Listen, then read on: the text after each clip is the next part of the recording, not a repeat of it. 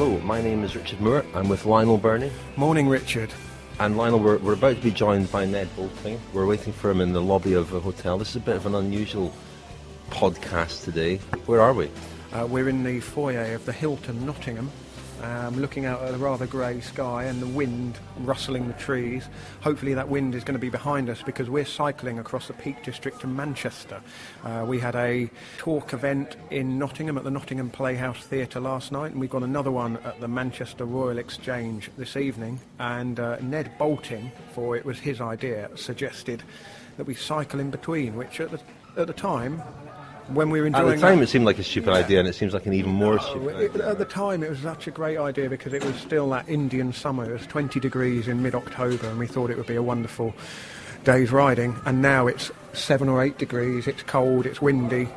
You've already got a puncture. We haven't even set off yet. I punctured between the station and the hotel, front wheel, repairing that in the lobby of the hotel. You noted this morning, Lionel, that Nottingham has got special resonance for cyclists. Certainly has. It's the home of Raleigh, of course, and of Boots, the 2 minutes. chemists. 2 minute warning. It's going to take 2 minutes. Ned. No, you said you were going to change that tube because you got a flat.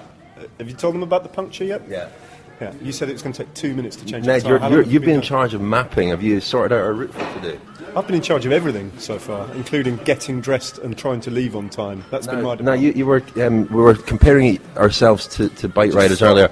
I thought Lionel would be a sort of Bert Grabsch type figure. That's good. Ned, you're a Simon Gerrans. I'm a Simon Gerrans, combative, and let's leave it at that. A puncher. We've been joined by Daniel Friebe. Daniel, why are you not joining us on the bike ride? I've got no interest in joining you on the bike ride. Look at him standing there with his espresso, his morning cappuccino. And my Blue Peter jumper. Any tips for us? Any tips for us? No, not really. Spin the legs, as they say in Belgium. No, not really. I'll see you in Manchester. You're not quite curious to see what Lionel's like on a bike, because we've wondered that. I've seen him before. A bit of a kind of big ring merchant, actually. We asked his mate Simon earlier what Lionel was like, and he said he's good on the flat. So we're gonna try. Euphemism for useless. We're gonna try and stick to hilly roads today. Get rid of Lionel for tonight. Would you be up for that, Daniel? In terms of a peddler du charme or peddler d'elegance, I think. Actually, none of you look particularly elegant, I must say. Bolto's wearing a sort of beach shirt. Actually, Rich, that's one of your better efforts. There's no. Usually you rock. I've been my 90s lycra. Yeah. Right, let's go. Quickly on Nottingham then, home of Raleigh, home of Boots the chemist, the heady cocktail of bikes and drugs. It all happens here in Nottingham. The Telegraph Cycling Podcast. Interviews and analysis, we've got the big talking points covered.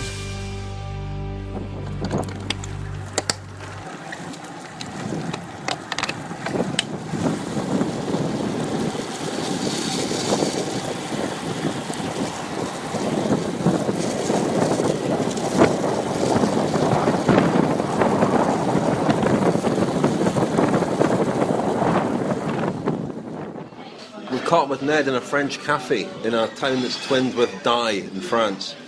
Ned, you look like you're going well. Well, no, I'm not. It's quite unpleasant though, isn't it? The rain's setting. At least we've stopped waiting for Lionel to fettle bits of inadequate kit badly.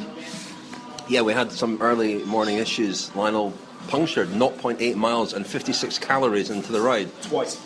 I did puncture, a big split in the side of my expensive tyre. So now I have a sort of winter tyre on, bulletproof hopefully, get me all the way to Manchester with no further problem. I tweeted a photograph of you repairing said puncture, Lionel, with your bicycle upside down. Yeah. That was pointed out by a few people as an amateur mistake. You also didn't check the tyre before putting a new tube in. What would you like to say to that? Yeah, I didn't do that. I checked the inside of the tyre and didn't happen to notice the half-inch long split in the side. At least half an inch. Yeah, it was a big split.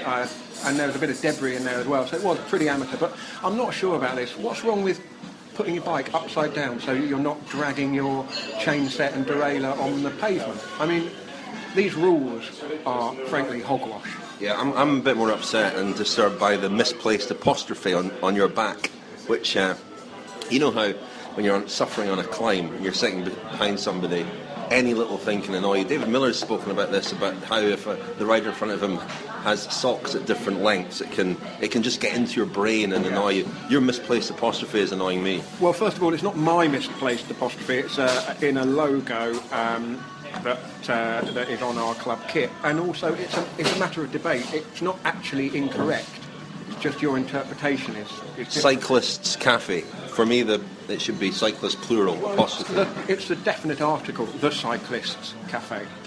That's What the do you think, Ned? interpretation that's been placed on it. I've had this Is this argument. on his kit? Yeah. He's been going too fast. It's just a blur. I haven't noticed any. I hadn't noticed it. That's a blatant lie. I don't think you've seen Lionel's rear end yet.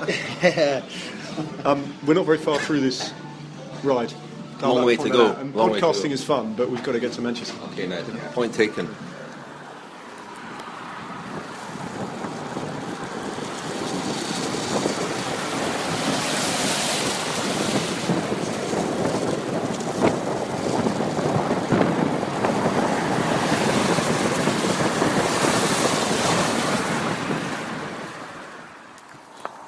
Ned, we're in Buxton. We've made it this far. What's quite worrying is we're still in Derbyshire, which strikes me as right next to Nottinghamshire, and it feels like we've been cycling for a week. But it's horrible, Morale good though? No, not really. It's been incessant, really quite cold. It's not often you go on a ride where you end up putting more clothes on as the ride progresses rather than fewer. I'm now wearing absolutely everything that I arrived with for all eventualities, and so's Lionel. Here's a question though, would you rather nice weather and a headwind or rain and a tailwind? Yeah, the tailwind has been a godsend. Without the tailwind, we would be absolutely stuffed, as opposed to just partially stuffed. Anyway, we've reached a bit of a crux, a bit of a moment, haven't we, here, with 25 miles or so to go, and one more climb ahead of us, which is called, Lionel? It's called Long Hill. It's the hill that was used for the 2011, I think, National Hill Climb. It was Rob Hales' last race before retirement. It's called Long Hill, so that gives you an idea of what you boys are in for. Right, you notice the way he said you boys? Onward. Right.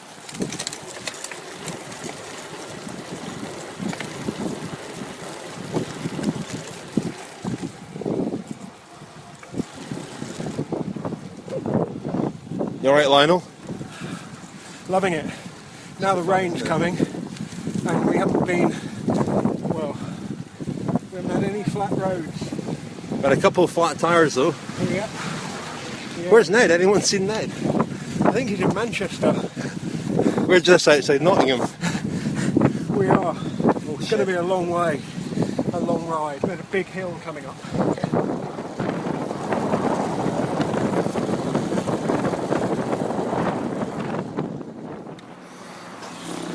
Woohoo! We did it. Ned, you look Yeah. fresh as a daisy. Yeah, it was all right, wasn't it? It's okay, I enjoyed it. That last bit was... No, the pretty last bit fast. wasn't much fun. Manchester's a bit bigger than I thought, so it took us a long time to get in.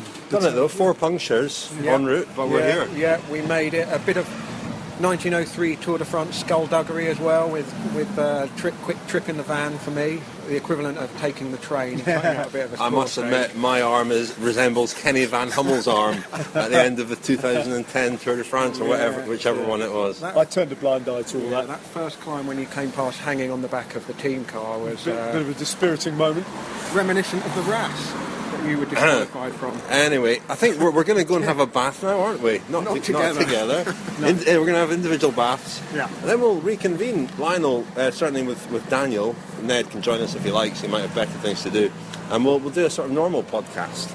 We'll talk a little bit about what's in the new anthology, your chapter and Daniel's chapter at least. Okay? Yep. So let's bath. This is the Telegraph Cycling Podcast with Richard Moore, Lionel Birnie and Daniel Friebe. Right, so we're refreshed, we're suited, booted, all the rest of it. We're doing an event tonight in Manchester. We've been joined by Daniel. Hello, Daniel. Hi. Have you had a nice day, Daniel? Yeah, extremely relaxing. I've been in the hotel since about 2 o'clock. I did kind of the Mario Cipollini rendition of the Yellow Jersey bike tour. I pretty much quit straight away. And you look all the better for it, Daniel. At least one of us is going to be compos mentis tonight. Lionel certainly doesn't look compos mentis. Looks like a boxer who's been 9 rounds. I do feel tired, yeah. I'm suggesting that Ned at our speaking event this evening takes on some kind of poking stick, just in case I start nodding off. Good idea. Ned, you're still with us. So we're doing a couple of events. We did one in Nottingham last night, one in Manchester today, which really are to coincide with the publication of the new Cycling Anthology, Volume 5. Lionel will tell us a little bit about that in a moment, and we'll hear... I want to say something about that as well. Okay, go for it. I think it's excellent, but I would say that because I like the people who are making it, and I've contributed to a couple in the past. The thing I like most about this one is it's really thin, and it fits extremely handily into the side pocket of your jacket. What chapters stand out for you in it? Well, Brendan Gallagher wrote a thing about the fallen heroes of 1914, the 3 Tour winners who perished, and many more others besides, which is definitely worth a read, very well researched. Jeremy Whittle has delved down into panache and whether or not that is a value that we should cherish and what it even means, and especially concentrating on those who pretend that they have panache. Lionel's written a piece about which I'm sure he'll talk about the Linda McCartney team. Nice segue, that panache into Lionel. And Daniel's written a piece about Jean-François. I know his second half of his name is Radiguet, and the first half is Nake Radiguet, who is the man you are definitely allowed not to have heard of, since even Daniel hadn't heard of him, and I certainly hadn't. But he's got an interesting story. We'll hear a bit about that from Daniel a bit later on. But Ned, you've got to rush off quite soon because you've got to go and sign books and all that kind of celebrity stuff that you do. That's your new book that's out published last week, your 3.5 book. Can you tell us a little bit about this one? Well, it's very simple, really. In one hand, it's about this year's tour, but it's not just about this year's tour. In fact, you can trawl through for content about this year's tour, specifically the race, and you won't find a massive amount about the race, partly because I think if you're buying the book, you kind of know what happened, and you don't necessarily need to be reminded. So the key bits are there, and hopefully it'll provoke or reawaken some of the memories of the race, and particularly the finer moments. And because after all the carnage of the opening week, the race reached some sort of quite solid state, and certainly in terms of the general classification, it looked quite staid, the race. It allowed me to expand on other themes, and I have a little dabble around with French cycling history and uncover a couple of less well-known or even completely unknown stories, I'd like to think, and spent a bit of time with Marcel Kittel, trying to get to know him a little bit in his hometown in Erfurt, in the expectation that he would do some wonderful things on this year's tour. You were there before the tour. Yeah, I did. I went to see him thinking, who's going to shine? Marcel Kittel was an obvious candidate for that, and he duly delivered. I mean, remarkable tour, really, because he made such an impact. I know as a nation of Brits we were a little bit Mark Cavendish obsessed with the fall in Harrogate, but let's not forget Kittel for the second year won the opening sprinter stage in the yellow jersey, which is a rare honour for a sprinter, and he's done it 2 consecutive years. And then he is a massive man, and he really, really doesn't climb. I mean, I know all the sprinters, in inverted commas, don't. Something we can all relate to today, because we've just cycled through the Peak District. He is someone who really struggles to get himself over he won those 3 stages, rat-a-tat-tat, in the opening week, and then he just, disappeared off the face of the earth. How would he have coped with Long Hill, do you think, coming out of Buxton today? I think he would have smashed our efforts into shreds, Richard. But humiliating, eh? Yeah. It wasn't so much Long Hill, was it? It was the one after It was the cheeky one out of Whalley Bridge. This is for local knowledge. Anyone who knows Whalley Bridge. Turn left by the station, go under a railway arch, and behold what awaits you. And it goes on, and it's very steep. Now, that didn't feature on the Tour de France. No, but although, Ned, off the end of Long Hill, the descent from Long Hill is beautiful. I don't do a lot of riding in the UK, so I don't know how this stacks up, but it's by a long distance the longest descent I've ever come down in the United Kingdom. It feels like you're on a proper mountain descent. It goes on and on and on. But what you reckon it's about 3 miles long? Yeah, it was a a long descent at a steady gradient. Sweeping descent. You had a bit of an Andy Schleck moment coming down there, I think. I'll let you two go because I wasn't going to risk life or limb. In fact, I thought it was disrespectful the way that you just attacked me there. I think we should have neutralised the whole race. You have to take your chances when you can. Descending's never been my problem, Ned, as you witnessed today. It's going up. Definitely my problem. Lionel dropped like a stone. Now, Ned, tell us, before I go on to another question about the book, tell us a little bit about Marcel Kittel's hometown then. Did you go to his house? I went to the velodrome where he trained partly in Erfurt, which is one of those kind of open-air velodromes with a little bit of... you don't need to know what the architecture of it's like. But he comes from Thüringen, the Bundesland of Thüringen, or Thuringia, as it's known in English. And that is like the closest thing that contemporary German cycling has to, if you like, Manchester and the academy, because the youth development team Thüringer Energie have produced the likes of Degenkolb, Tony Martin, Kittel, many others as well, and they are, they're doing things right there, and that I'm particularly interested in that generation. Kittel was born in East Germany, albeit only by 6 months, and Tony Martin, who's a little bit older than him, actually fled East Germany, and he was one of the families who camped out in the grounds of the Hungarian embassy, West German embassy, and refused to leave. So they're both children of East Germany who have grown up in the new Germany, and so they're interesting, and I think that they point the way to a brighter future, not just for German cycling, but for cycling. Actually, I know. Kittel's a very personable guy and very good communicator in English, which is his second language. You're a German speaker. Did you speak to him in German? I did, and I did, and I think great though Marcel Kittel's English is rather. German's quite good as well. I think you just you get a little bit more out of him. I'm sure Daniel knows. Well, I was going to ask. Yeah, I mean, were you able to? I mean, is he even more articulate? He articulate? Beautifully, and then I can translate it badly back. But he came up with a wonderful statement about the Armstrong years are cycling's great monument. That was his phrase. That's how he managed to express it in German. Yeah. For good or bad. And here we are on Armistice Day, and you kind of know what he might be getting at there. He also talks about his old man who briefly represented East Germany as a cyclist and won the points. His greatest achievement was he won the points jersey in the 1982 Tour of Poland. But he also, according to Marcel, he doped because he doped institutionally. Yeah, I mean, because you just had no choice.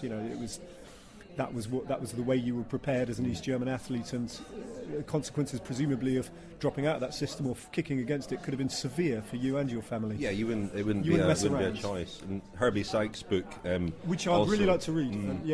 I'd like to read that a great deal. I think all of that figures in Marcel Kittel's stance now as a clean cyclist, which very interesting.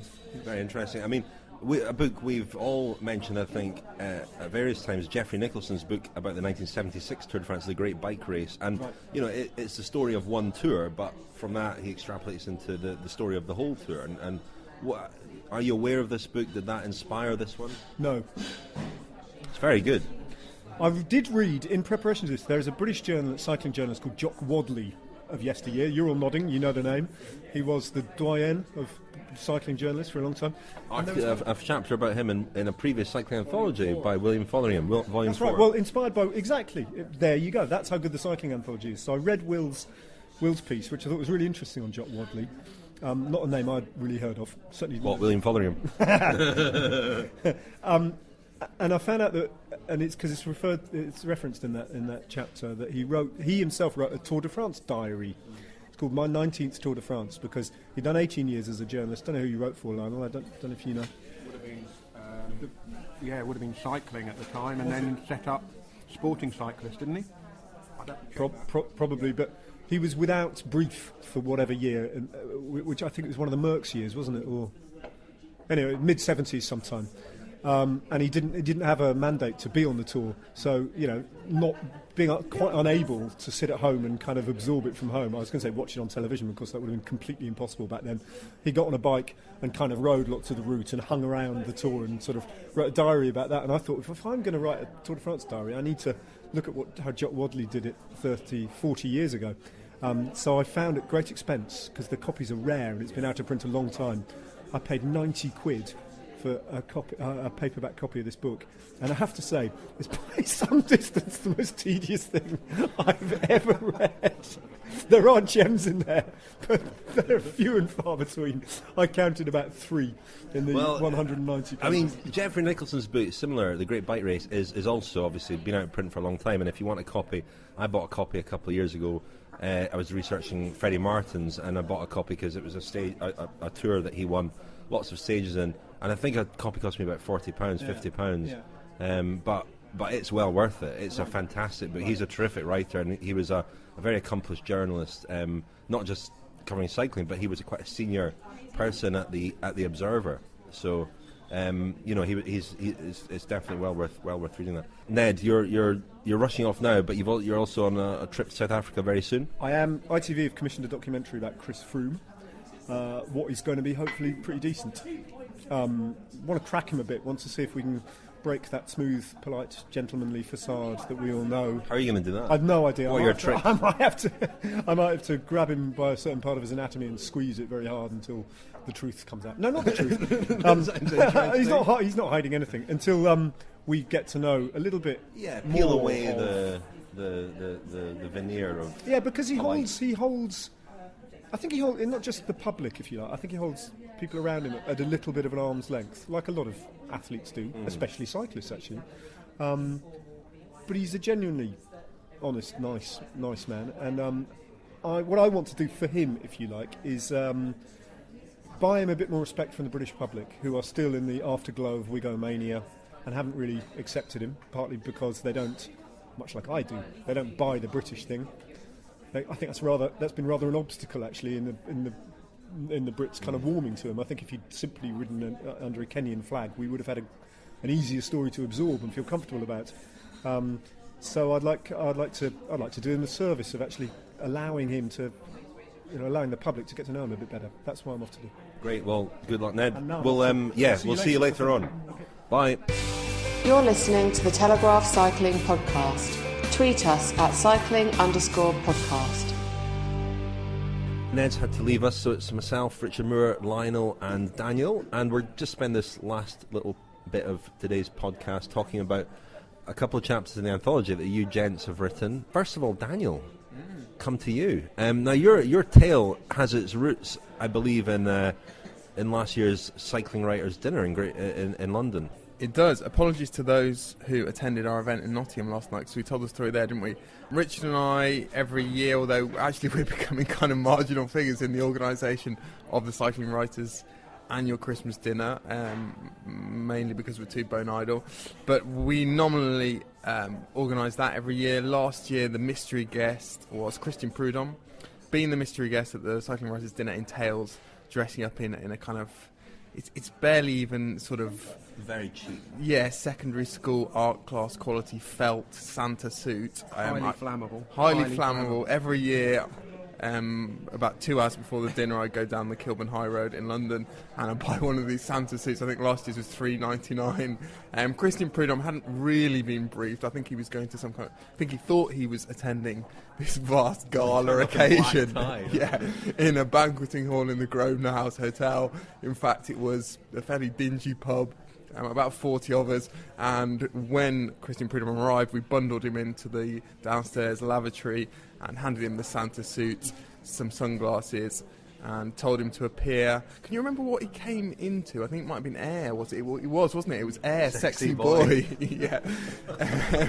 So in he came, and the great and not so good of British cycling journalism had to guess Santa's identity. They guessed... after 5 or 10 minutes, it was actually quite a lengthy process. He was able to nod or shake his head at questions. I do remember, just an interlude, the previous year's guest was Brian Holm, and he performed a similar trick, and one of the questions to him was, have you ever taken EPO? I remember he nodded solemnly to that. Not that really narrowed down the field of contenders, perhaps. Anyway, this is all a very convoluted preamble to say that Christian Prudhomme was accompanied by Philippe Soudra, who's the media chief at ASO, or at the Tour de France certainly, and I spent the evening speaking with him, and he was telling me stories about Tour de France directors of yore, including one Jean-François Naquet-Radiguet, who most even quite hardened cycling fans have not heard of. He was really a co-director in 1987 for 1 year only. He in fact lasted only a few months. He was sort of a kind of technocrat that was drafted in as a sort of grudging nod to the kind of commercial sort of reality that the Tour had to start embracing. It had been a very sort of homespun affair up to that point, and they realised that they needed to modernise. They recruited this guy who had been a cognac salesman. Which was very radical, because he was only the fourth director of the Tour in the history of the event, yeah. And all the others had been cycling journalists. Yeah, the only one up to that point who had never had his writing published, which was kind of ironic because after his time as a Tour de France director, and indeed now, he is a published author and he writes fables. So he was there in 1987, the tour that Stephen Roach won. I tracked him down, Neke Radige, spoke to him about his legacy. There were fairly significant contributions that he made to the history of the tour, one of which is the invention of the Village Départ, which is sort of this sprawling hospitality area that we see before every stage at the Tour de France. He really revamped the podium, and he also was very instrumental. Well, it was his idea to have a final day time trial in 1989, the very, very famous final day time trial finishing on the Champs-Élysées, which of course saw Greg LeMond beat Laurent Fignon really on the line, wasn't it? And Neke Radige himself said that for years thereafter he was afraid that Laurent Fignon would pay a hitman to have him taken out because he effectively... But he wasn't. I mean, he wasn't a cycling fan, was he? He wasn't. It's really bizarre when you do look at Jean-Marie Leblanc followed him. He'd been a former professional rider and a writer for L'Équipe, and then Prudhomme succeeded Leblanc, and Prudhomme as well has a background in television journalism. Yeah, and radio, isn't he? Is it television? And Was it television and radio? Yeah. Prudhomme. Yeah. But they're all. There's a real tradition there of former journalists becoming. It's a real bizarre one, and he was a real modernizer. He would have been a modernizer. He also had plans to start the tour in very far-flung places, didn't he? Yeah, Quebec, Tokyo, and there was a feeling, I think, that he there was a prejudice without doubt because he wasn't a cycling man. And as you said, Rich, there'd only been 2 or 3 tour directors up until that point, and they were obviously very much immersed in the history of the tour, the traditions of the tour. And here was this guy, he'd come from Venezuela, had been his last posting for, I think, Martel, the cognac company. And he never really overcame that. He was always being told that he knew nothing about cycling. His ideas got short shrift all the time, and he really got forced out in a dispute over television rights. And very, very shortly after this single tour that he presided over, the '87 tour. Great forgotten chapter of tour history there. And in your chapter, you spoke to Stephen Roach, who did, as you say, win that tour. He barely remembers him, but Francois Thomazeau, who's also contributed to the anthology, that was his second tour that he covered. Francois joined us on the podcast during the Tour de France, of course, this year, and he recognises that the guy did actually have some good ideas, and he was able to implement a few of them at least. Lionel, you're a co-editor of the anthology with Ellis Bacon. So tell us, you've said before in the podcast, but very briefly, what the concept is, and a little bit about your chapter as well. Well, the concept is pretty simple. It's a place to collect together really good cycling writing and sort of stories that wouldn't necessarily have a home in a newspaper or a magazine. That doesn't mean, sort of willfully obscure stuff. It means things that perhaps need to run longer than 2,000 or 3,000 words and run into 6,000, 7,000, 8,000 words, but wouldn't necessarily have the legs to spin out into an entire book. And I think this is volume 5 that's just come out, over the 5 books, the variety and the breadth of the knowledge that comes through, I think, really speaks for itself. And one of the key things about it is that the job of coming up with the ideas is down to the writers rather than us as the editors. Ellis and I have an input, but we certainly don't say to somebody, we would like you to write about this or that, which is really how the kind of magazines tend to work a little bit more. So I think it lends itself to people all thinking about the story they'd quite like to write that perhaps wouldn't have a home somewhere else. And I think when you bring all those stories together, you end up with a really nice, eclectic and very well written collection of pieces. Can I just highlight Ellis Bacon's contribution? So Ellis has always sort of thought a little bit outside the box, and in this volume he's written a poem called Auteur, and we did have this idea of having Ned read the poem, because Ned's quite a thespian. He did train as an actor, so he'd probably give it the sort of theatrical flourish that it needs. But maybe I'll just read the very first little bit, prologue. In fair Yorkshire, where our scene begins, 'neath sunny skies, towns bathed in grins, 200 men line up their wheels, off on their way to shouts and squeals. Leeds, Harrogate, York, Sheffield, steel yourselves against what now is real. 3 weeks ahead, 3 weeks to fear. Remember well the start, Yorkshire. And it goes on for a lot of pages. I'm not going to carry on. It does. It's a long poem, but great effort. It's really enjoyable. Yeah, I mean, Ellis mentioned this when we first came up with the idea of the anthology.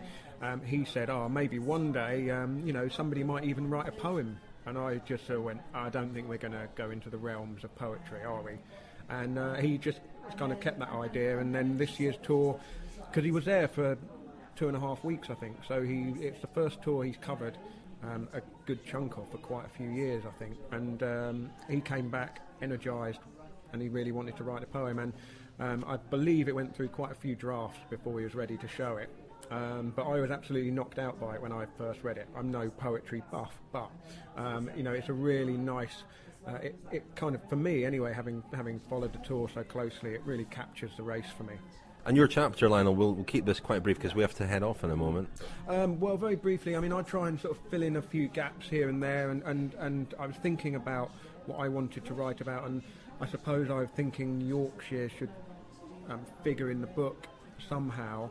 And as I was walking around Leeds on the first day of the tour, it felt like the stories were being kind of pre-written for the tour. Mark Cavendish was going to win in Harrogate, the hometown, his mother's hometown. Chris Froome was going to win the tour. It was all going to be a wonderful occasion for British cycling again, and of course it didn't really turn out like that. But I remember walking around not terribly easily in Leeds because the crowds were huge, and the Village Depart area was certainly where the team buses were, was on the side of a hill, and it was in a really sort of awkward spot. But I remember walking around and just spotting all of these faces, and I joined the dots, and they all had some kind of connection to the Linda McCartney cycling team. And then I nearly got run over by one of Sky's Jaguars, nearly ran over my foot. And that was kind of the moment that I thought, there's a story here, because the Linda McCartney team was formed in 1998. They were set on a course to be the next British team to ride the Tour de France.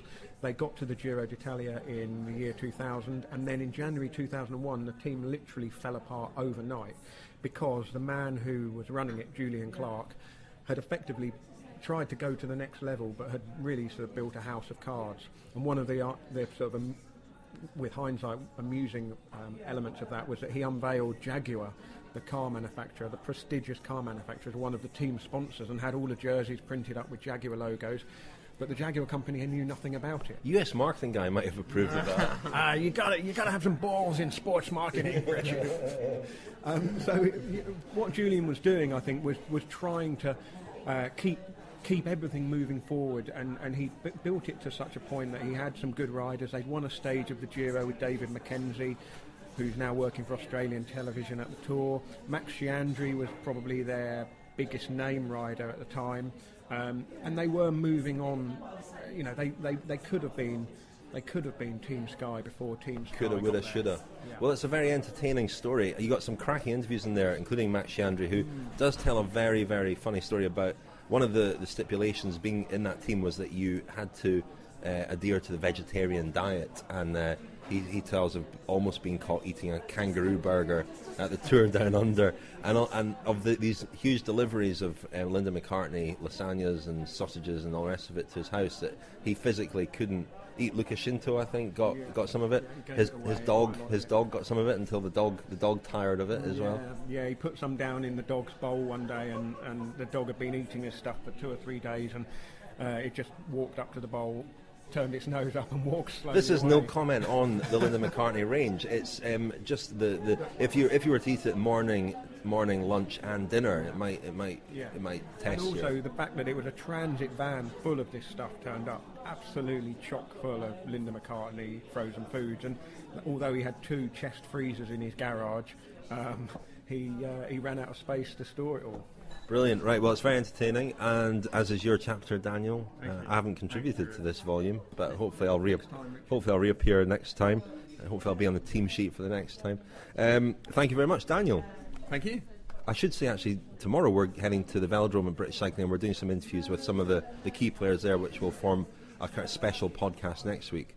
But thank you again, Daniel. Sorry, and thank you, Lionel. Thank you, Richard. The Telegraph Cycling Podcast. Subscribe on iTunes, listen on Audioboo, visit us at thecyclingpodcast.com.